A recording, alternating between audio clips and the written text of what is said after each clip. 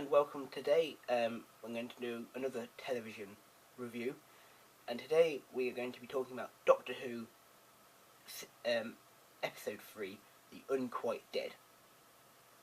Now, the way this episode starts is we are in Victorian Cardiff, and we see just an average funeral parlour with the funeral director showing a relative, the deceased person, in a coffin, and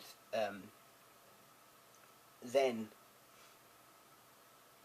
something happens, and the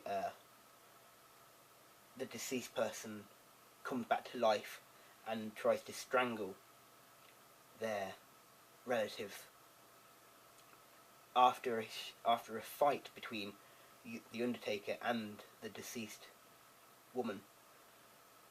She knocks him, the Undertaker, out and walks out of the funeral parlour. It is obvious that whatever's happening has a lot more strength than an average human being. Then we see that the Doctor and Rose are travelling through time to this point in the 1860s. Then we go back to the funeral parlour, where the Undertaker has regained consciousness, and he is trying to get the place back in order. He's calling for his parlour maid, Gwyneth. Then, once Gwyneth arrives, the funeral parlour, the funeral director tells her about what's happened, and we have a discussion about how this is not the first time that something like this has happened, and we have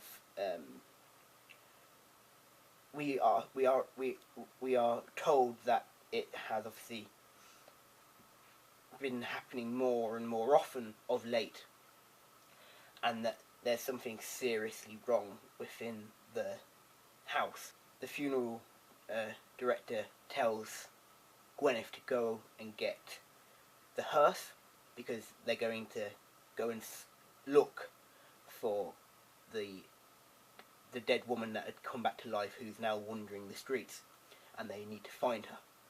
Now that the Doctor and Rose have arrived, they are preparing to go out and face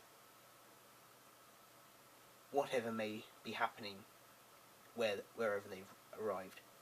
Then we go back to the funeral director and Gwyneth, and obviously time has passed, and they have been searching for the deceased old lady for quite a while. And then we get a bit more information that Gwyneth has some kind of other sense, where she can sense whatever has reanimated the dead people, and she is informed by her employer, the funeral director, that if she does not try and locate this old lady, she will be dismissed. Then we find out that the old lady was interested about seeing a very famous, very successful man from London. And this is where we find out that Charles Dickens has come to Cardiff to read one of his stories to an audience. This is where we find out that this is a Charles Dickens nearing the end of his life, feeling quite depressed and unhappy with what he's done with his life. And then we find out this is, like I said, in the 1860s, but it's 1869. So now that Rose and the Doctor are prepared, they head out of the TARDIS, where they are faced with 1869's Cardiff City.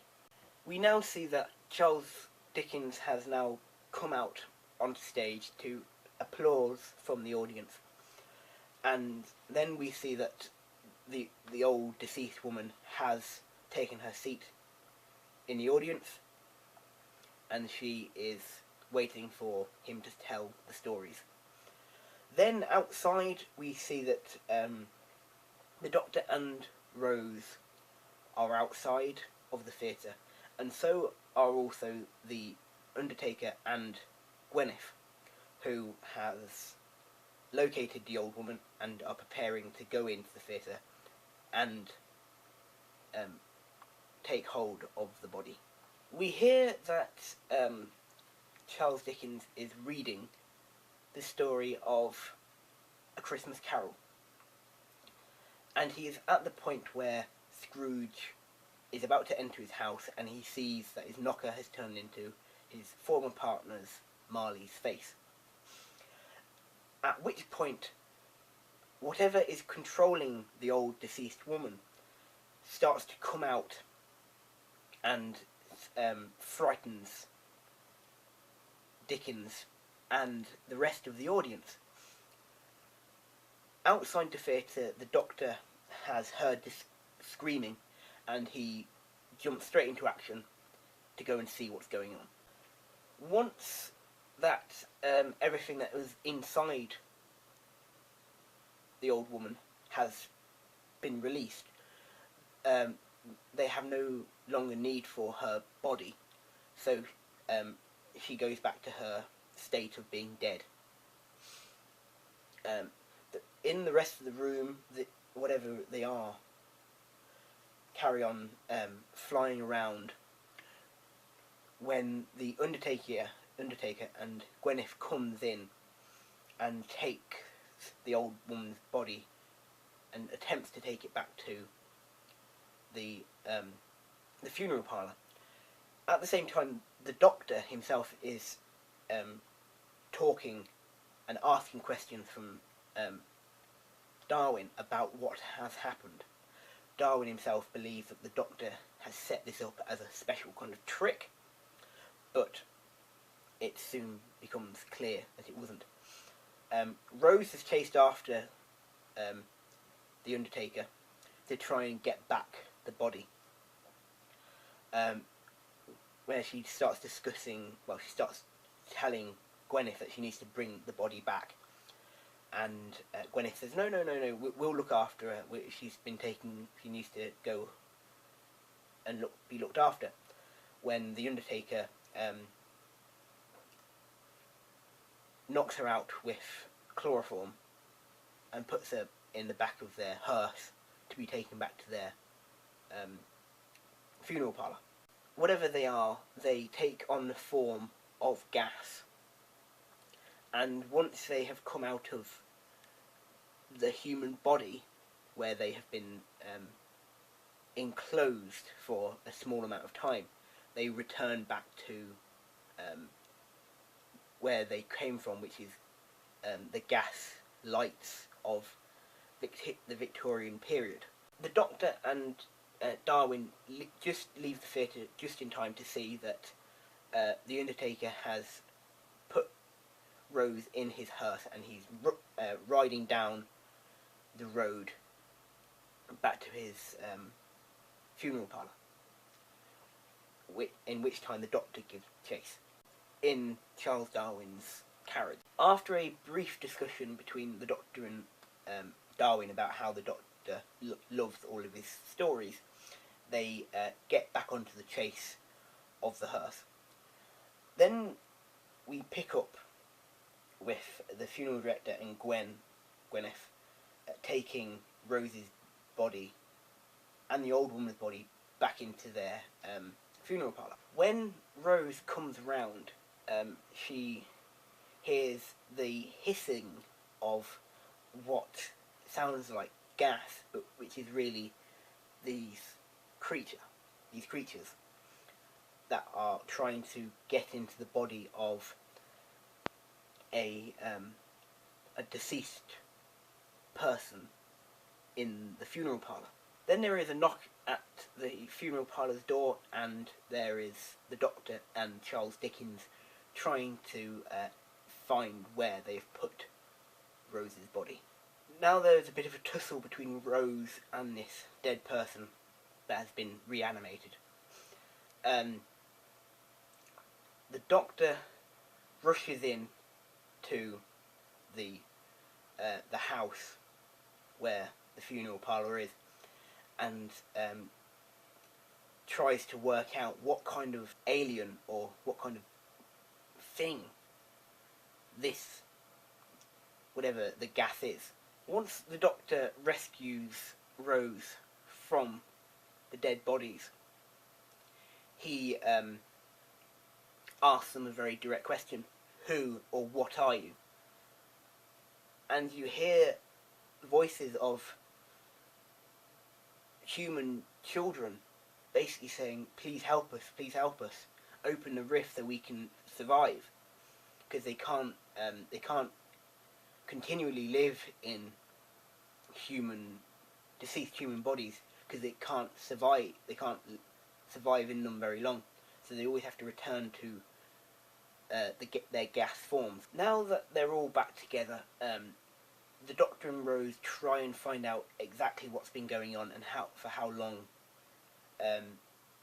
these gas creatures have been taking over the deceased people from this funeral directors. Charles Darwin himself believes it to be completely rubbish and an illusion, so he goes off to try and prove that it is an illusion, and there's strings, or there's some kind of mechanism in place that makes the bodies move. Once, obviously, that it is shown that once it's been proven that it isn't a trick, and there isn't any mechanism involved, he is shown he must he then accepts it, that it's real and something has to be done. Rose and Gwyneth are talking, and they just talk about ordinary things like, did she go to school? Just trying to work out how long she's been in service for.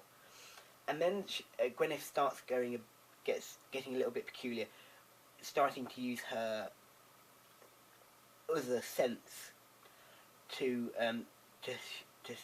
prove to Rose that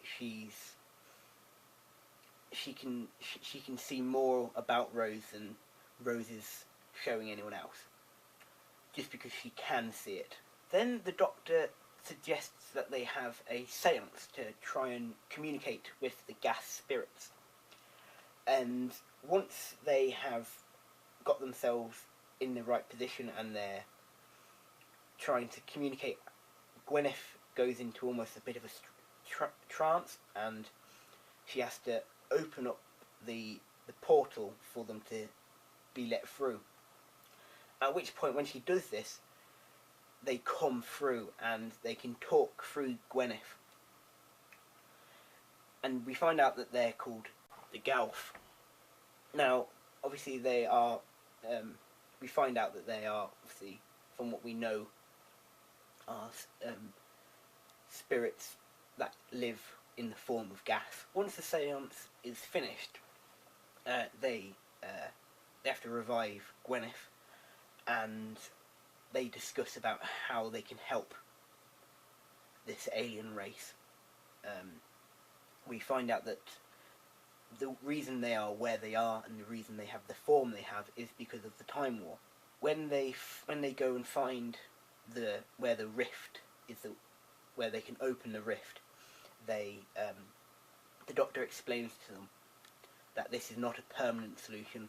Once all of them have come through onto Earth, he will transfer them onto another planet, somewhere else where they can live and survive and build their own forms again without having to live off the dead bodies on Earth. Then Gwyneth opens the bridge and they start coming through. Once most of them have come onto Earth, their real reason for coming becomes clear to the Doctor. They want to take over the planet. So this is where the Doctor must take control and try and stop them. Then Charles gets frightened and he runs off. Once he gets out of the house, he realises that he can stop them by basically setting fire to the gas. At the same time, the Doctor and Rose have been backed into sort of like a dungeon in the bottom of the funeral parlour, where they're trying to calm down the situation and try and get the aliens to calm down. Then we see that Dickens's idea has worked. The making the room full of gas makes the Gelth have to leave the bodies and stay up into the air. With this, the Doctor pleads with Gwyneth to send them back through the portal. Unfortunately, she can't, and she says that she can't send them back, but she can hold them where they are, so they can't move from this place. Because of the fact that gas is getting so overpowering, the Doctor sends Charles and Rose out so they can breathe. Once they've gone, he realises that Gwyneth has stopped breathing, but she's still holding them there. He realises that she's got a box of matches in her hands, so she's planning to set the gas alight. He runs off, and once he's out of the building, Gwyneth lights a match. Right, now that the house has been blown up, they realise that there's no more that they can do. The aliens have been stopped. They can't cause any more problems. So they say goodbye to Charles and they head back to the TARDIS. Now, before they can leave, they find out that Charles is now thinking of new ideas and new stories that he could write. They think if he lives, he can do it. But obviously, soon after 1869, Charles dies. And so, Rose and the Doctor get back into the TARDIS, and they go back to travelling in time and space.